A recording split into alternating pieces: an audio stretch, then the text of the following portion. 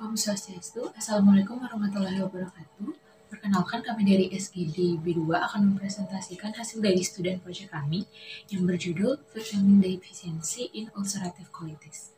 Baik, berikut ini merupakan anggota SGD kami yang berjumlah 13 orang.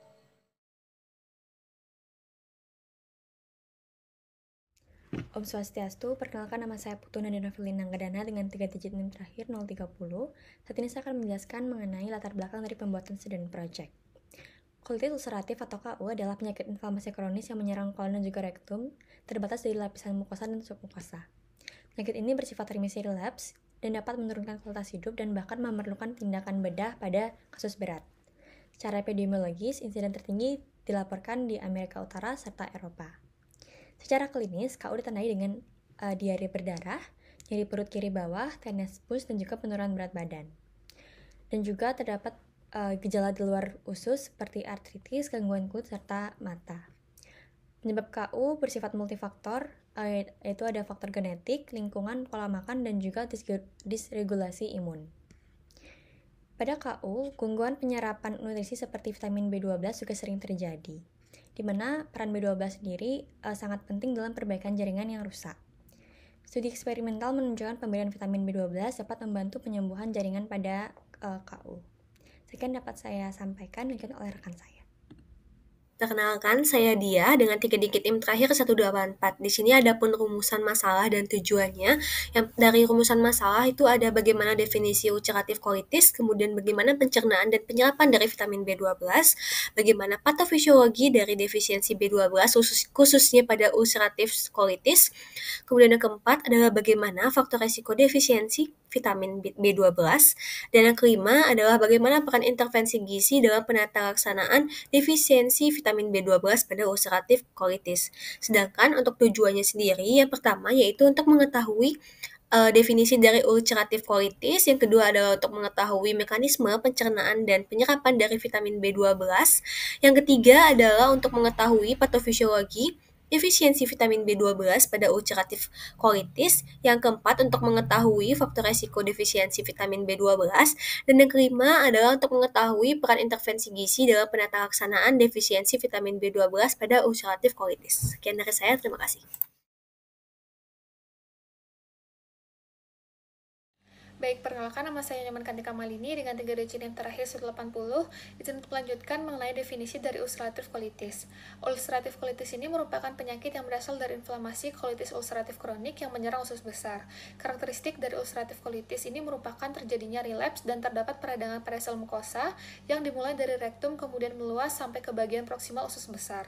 Perbedaan yang mendasar antara ulcerative colitis dengan Crohn-disease, yang keduanya termasuk dalam kelompok penyakit peradangan pada usus atau inflammatory bowel disease, terletak pada lokasi peradangannya. Pada ulcerative colitis, peradangan terbatas hanya pada lapisan mukosa usus besar. Penyebab penyakit ulcerative colitis ini beragam, namun umumnya berkaitan dengan respon imun yang tidak normal disertai dengan faktor genetik, pola makan, dan juga lingkungan. Pasien dengan riwayat keluarga yang menderita penyakit radang usus memiliki resiko 10-14% lebih tinggi untuk mengalami ulcerative colitis. Selain itu, peningkatan insiden ulcerative colitis di seluruh dunia juga dikaitkan dengan perubahan lingkungan dan gaya hidup, seperti merokok yang diketahui sebagai salah satu faktor pemicu penyakit ini. Gejala ulcerative colitis dapat muncul secara perlahan maupun secara mendadak. Kondisi ini umumnya ditandai dengan ada darah pada tinja, kemudian nyeri perut dan juga diare.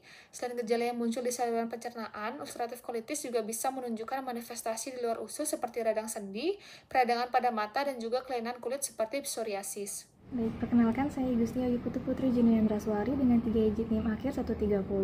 Selanjutnya yaitu pencernaan vitamin B12. Vitamin B12 atau kobalamin adalah vitamin esensial yang berperan penting dalam sintesis DNA, pembentukan sel darah merah, dan fungsi sistem saraf. Proses pencernaannya berlangsung kompleks melalui beberapa tahap. Di lambung, asam lambung dan enzim pepsin melepaskan vitamin B12 dari protein makanan. Vitamin B12 yang bebas kemudian berikatan dengan faktor intrinsik atau Fi, glikoprotein yang diproduksi oleh sel parietal lambung. Kompleks FiB12 ini bersifat stabil terhadap degradasi enzimatis di usus halus bagian atas dan diteruskan ke ileum terminal.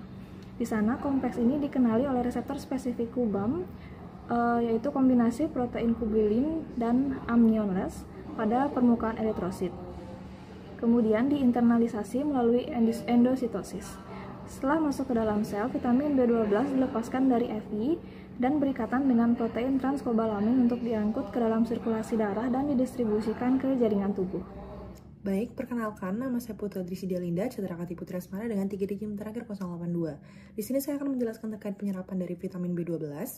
Di lambung, vitamin B12 dilepaskan dari ikatan protein makanan akibat aksi asam lambung dan juga pepsin. Lalu kemudian berikatan dengan protein pembawa awal yang disebut dengan haptokorin atau transkobalamin 1 yang disekresikan oleh kelenjar saliva dan juga sel mukosa lambung. Kompleks B12 dan haptokorin ini tetap stabil dalam kondisi yang sangat asam lambung. Lalu ketika masuk ke duodenum, protease pankreas kemudian memecah haptokorin sehingga B12-nya dapat bebas dan mengikat faktor intrinsik, yaitu adalah suatu glikoprotein yang diproduksi oleh sel parieta lambung. Kompleks B12 dan juga faktor intrinsik ini kemudian nantinya akan bermigrasi ke ileum terminal, di mana tempat reseptor kubam mengenalinya dan memfasilitasi penyerapan dari melalui endositosis. Kemudian setelah masuk ke sel epitelelium, B12 ini nantinya akan dilepaskan dari faktor intrinsiknya tadi dan diikat oleh si transkobalamin 2 yang kemudian membawa B12-nya ke aliran darah dan menyalurkannya ke berbagai jaringan seperti hati, sumsum tulang, dan juga sistem saraf untuk digunakan dalam sintesis DNA dan fungsi neurologis. Siklus enterohepatik juga terjadi, di mana B12 ini disekresikan melalui empedu yang dapat diserap kembali di ileum. Gangguan proses ini seperti ulcerative colitis pada student project kami dapat menyebabkan malabsorpsi dan juga defisiensi B12. Mungkin sekian dari saya kembalikan ke teman saya. Saya izin melanjutkan, perkenalkan nama saya Regina Floren dengan 3 digit terakhir 056. Jadi untuk patofisiologinya, defisiensi vitamin B12 ini terjadi ketika ada gangguan pada salah satu tahap absorpsi, yaitu pelepasan dari makanan, pengikatan dengan intrinsic factor, ataupun penyerapan di ileum terminal. Nah, pada pasien ulcerative colitis, malabsorpsi dari vitamin B12 ini sebagian besar dipicu oleh peradangan mukosa kronis dan juga diare yang persisten, di mana peradangan ini akan mendorong pelepasan sitokin proinflamasi yang dapat mempengaruhi dari fungsi penyerapan usus kecil secara sistemik, sehingga ini akan meningkatkan kehilangan nutrisi termasuk dari vitamin B12. Selain itu, diare yang berkepanjangan juga akan memperpendek masa kontak antara nutrisi dan juga mukosa ileum, sehingga akan membuat kompleks vitamin B12 dan intrinsic factor tidak sempat terbentuk dan diserap secara optimal. Lalu kombinasi proses inflamasi dan transisi cepat ini akan menciptakan kondisi malabsorpsi yang meningkatkan resiko defisiensi B12, walaupun ileum tidak terkena langsung seperti pada Crohn's disease. Dan meskipun penyerapan utama B12 terjadi di ileum, diare berat ini juga dapat mengganggu transit usus dan mengurangi kesempatan pemrosesan nutrisi kompleks seperti vitamin B12. Meskipun ulcerative colitis umumnya menyerang usus besar yang bukan merupakan tempat utama penyerapan vitamin B12, namun defisiensi vitamin B12 dapat terjadi apabila ditemukan adanya kondisi backwash ileitis, yaitu peradangan dari kolon yang menjalar ke ileum terminal yang merupakan tempat utama penyerapan dari vitamin B12. Selain itu, pada pasien ulcerative colitis yang menjalani operasi pengangkatan kolon dan pembuatan ileal pouch juga berisiko tinggi mengalami defisiensi vitamin B12 karena menyebabkan pertumbuhan bakteri berlebih di usus kecil. Perkenalkan, nama saya Sermauli dengan NIM 09, izin menjelaskan terkait dengan faktor resiko defisiensi vitamin B12 pada ulcerative colitis. Untuk faktor resiko yang pertama adalah riwayat pembedahan gastrointestinal, di mana pada pasien ulcerative colitis yang menjalani kolektomi total dengan anatomis ileal pouch anal ataupun IPAA, maka absorpsi vitamin B12-nya dapat terganggu, dan hal ini terjadi karena bagian ileum terminal, yaitu merupakan tempat utama absorpsi vitamin B12 diangkat. Dan lain dari itu, kondisi pasca operasi seperti statis fases, pertemuan bakteri berlebih di usus halus, dan perubahan struktur mukosa pada pouch, ini juga dapat berkontribusi dalam gangguan penyerapan vitamin B12.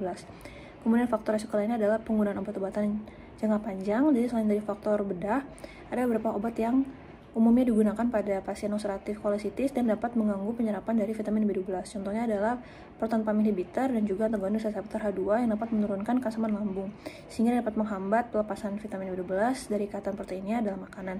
Akibatnya proses absorpsi di ileum menjadi tidak optimal, dan lain dari itu ada juga obat metformin yang biasa digunakan pada pasien diabetes. Ini dapat menyebabkan defisiensi B12 juga melalui gangguan transport aktif di ileum. Baik, mungkin sekian penjelasan dari saya berikan ke rekan saya selanjutnya. Baik, terima kasih atas kesempatannya. Sebelumnya perkenalkan, saya Danindra Kansestianingrum dengan 3 digit NIM terakhir 104. Di sini saya akan melanjutkan terkait faktor resiko. Selanjutnya adalah asupan makanan yang tidak adekuat, di mana meskipun ulcerative colitis ini tidak menyerang ileum secara langsung, di mana ileum ini merupakan tempat dari penyerapan B12, banyak pasien akan mengalami defisiensi karena melakukan diet eliminasi. Di mana diet eliminasi ini, pasien akan menghindari makanan pemicu gejala seperti daging, ikan, telur, dan juga susu. Sedangkan makanan tersebut merupakan sumber utama dari vitamin B12. Akibatnya, asupan B12 dari makanan sehari-hari ini menjadi tidak tercukupi. Selanjutnya adalah overgrowth ataupun pertumbuhan yang berlebihan dari bakteri di usus halus. Pada ulcerative colitis, perubahan motilitas usus, lalu penggunaan antibiotik dan juga inflamasi dapat memicu pertumbuhan yang berlebih dari bakteri di usus halus. Bakteri ini akan mengkonsumsi vitamin B12 sebelum terserap oleh tubuh kita. Selain itu, produk metabolik bakteri seperti amonia dan juga SCFA dapat merusak fili usus dan juga sehingga penyerapan B12 dan juga nutrien lain akan semakin terganggu. Baik, mungkin sekian. Selanjutnya akan dilanjutkan oleh rekan saya. Terima kasih. Baik, perkenalkan nama saya Nakatira Purantara dengan setelan kosong. Pada kesempatan kali ini saya akan membahas mengenai intervensi gizi vitamin B12. Mungkin tadi sudah dijelaskan oleh teman-teman sebelumnya bahwa ulcerative colitis bisa menyebabkan malabsorpsi vitamin B12 jika misalnya ulcerative colitis ini bisa menyerang sampai ke bagian daerah dari ileum. Di sini menyebabkan modifikasi makanan saja atau intervensi gizi dari makanan saja tidak cukup karena terjadi malabsorpsi dari ileumnya yang merupakan tempat utama penyerapan dari vitamin B12. Jadi kita memerlukan suplementasi vitamin B12 untuk bisa memberikan lebih banyak dosis vitamin. Bentuk suplementasi itu adalah dalam bentuk suplemen oral, injeksi intramuskular, dan juga ada inhalasi yang akan kami jelaskan satu persatu. Baik, izinkan saya untuk melanjutkan. Perkenalkan, nama saya Muhammad Zulfikar Akbar dengan 3 digit NIM terakhir 138. Jadi untuk suplementasi melalui oral B12 itu bisa dilakukan dengan dosis oral cobalamin sebanyak 50-100 mikrogram dalam satu hari, yang pengobatannya diberikan, yang suplementasinya diberikan selama 2 bulan. Kemudian setelah 2 bulan akan dilakukan monitoring untuk melihat kadar dari serum B12 tubuh. Apabila belum mencapai target normal, maka pemberian cobalamin melalui intramuskuler harus dilakukan. Kemudian untuk pemberian cobalamin secara oral ini terdapat kontraindikasi. Yang pertama yaitu adalah subtotal kolektomi, gastrektomi, infeksi kronis maupun malabsorpsi di pencernaan pasien. Baik, saya lanjutkan kembali. Di sini, injeksi intramuskular inhalasi merupakan salah satu intervensi dari nutrisi ataupun gizi dari penyerapan vitamin B12, di mana diindikasikan jika terjadi malabsorpsi yang parah sehingga vitamin B12 itu tidak bisa diserap sama sekali pada usus. Kemudian, tidak terjadi perbaikan atau suplementasi oral selama 6 bulan. Ini merupakan rekomendasi dari GIMS dan juga dari NPS. Di sini dosisnya untuk injeksi intramuskular sendiri bisa diberikan 250-1000 mcg setiap bulan, sedangkan untuk inhalasi dapat diberikan 200 mcg setiap bulan. Sekian dari saya, terima kasih. Baik, perkenalkan nama saya Niko Malia Sri Agustin dengan 3 digit NIM terakhir 004. Jadi kesimpulan dari student project kami adalah ulcerative colitis merupakan inflamasi yang menyerang usus besar yang ditandai dengan adanya peradangan pada sel mukosa yang dimulai dari rektum kemudian meluas sampai ke bagian proksimal daripada usus besar. Meskipun penyerapan vitamin 12 ini terjadi di ileum, pada pasien ulcerative colitis malabsorpsi daripada vitamin B12 sebagian besar dipicu oleh peradangan mukosa kronis dan juga diare persisten yang mendorong pelepasan sitokin inflamasi yang dapat mempengaruhi fungsi dari penyerapan di usus kecil. Faktor risiko lain dapat berupa riwayat pendarahan di gastrointestinal, penggunaan obat-obatan jangka panjang, asupan makanan yang tidak adekuat, serta overgrowth daripada bakteri usus halus. Penata laksanaan defisiensi vitamin B12 pada pasien ulcerative colitis harus disesuaikan dengan tingkat keparahan malabsorpsi dan juga kondisi dari saluran cerna pasien. Misalnya, suplementasi oral vitamin B12 dapat diberikan kepada pasien yang tidak memiliki kontraindikasi berupa subtotal kolektomi, gastrektomi, dan juga malabsorpsi akibat infeksi patogen. Kemudian injeksi daripada vitamin B12 secara intramuskular bisa diberikan pada kasus malabsorpsi berat yang diperkirakan tidak bisa disembuhkan selama 6 bulan. Baik, untuk saran yang bisa diberikan, yang pertama pasien dengan ulcerative colitis yang dibarengi dengan diare kronis ataupun pasca menjalani tindakan operasi bedah usus, itu perlu melakukan pemeriksaan berkala untuk mendeteksi dini defisiensi vitamin 12.